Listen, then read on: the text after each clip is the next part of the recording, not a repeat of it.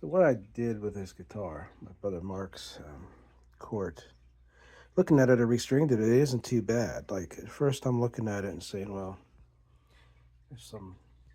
It's been out in the weather, you know. I love just to feel this history of this guitar. You know, the shadow bridge, the inlays. You either get people love Court or they hate Court. Like I said, my brother was about a chord off. Um, okay, enough of that. Um, I know, like the twang, a lot of that. If I had this replaced, I think it's this. I don't think it's real bone on this. Nah, and it's not. That would be a big change. It'd make it a hell of a lot better. Um, Old school musicians would have taken some baking soda and some uh, super glue and build it up. I'm not going to do that. I might have someone just put a new one on it if I ever get to that. Like I said, it's not something I'm going to be playing a lot, but as I've been pissing around with it the past few hours, I kind of like it. And I did something here, like on these straps. These are made more for an electric. You have to compensate. You can get a leather strap that comes around here that comes through here and it snaps on. One of the biggest problems with that is the same as with this.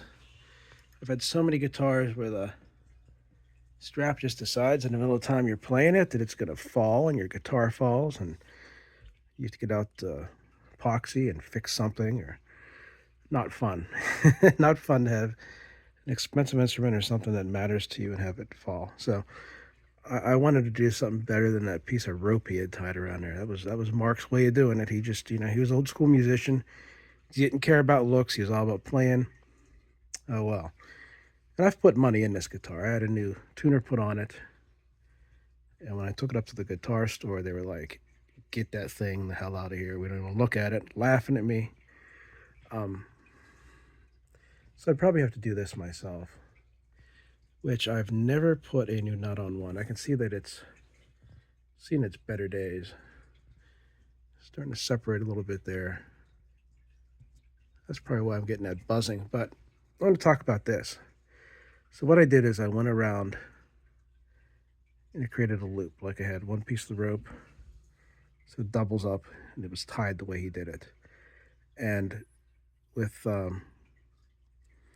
paracord, I gutted a little bit of the paracord, and I could have used the M steel if I had it in black. I only have an orange, bright orange, and bright green.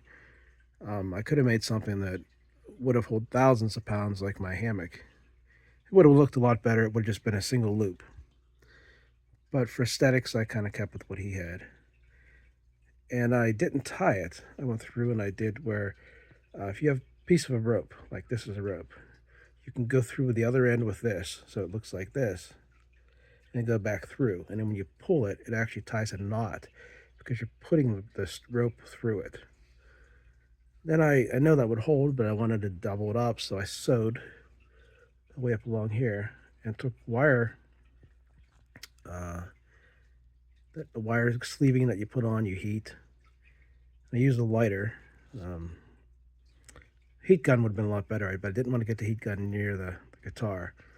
But you could use a heat gun. It'd probably be a lot more efficient. It would work better, but you can use this on shoelaces too. You ever get those shoelaces and you see that rubber on them? This is all it is, that heating and that wiring. And keeping it consistent to the way Mark did this, the reason why these old school musicians would do this is you see how this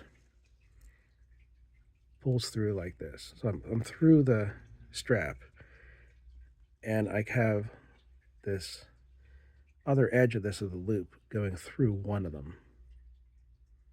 So what it does is once it hits there, you put tension on it.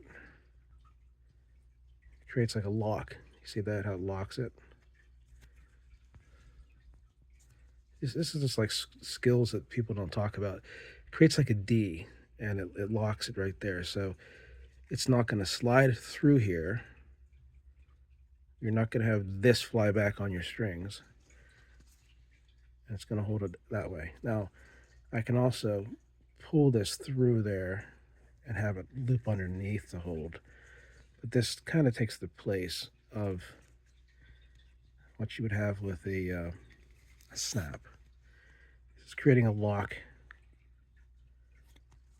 just the rope itself, paracord, whatever.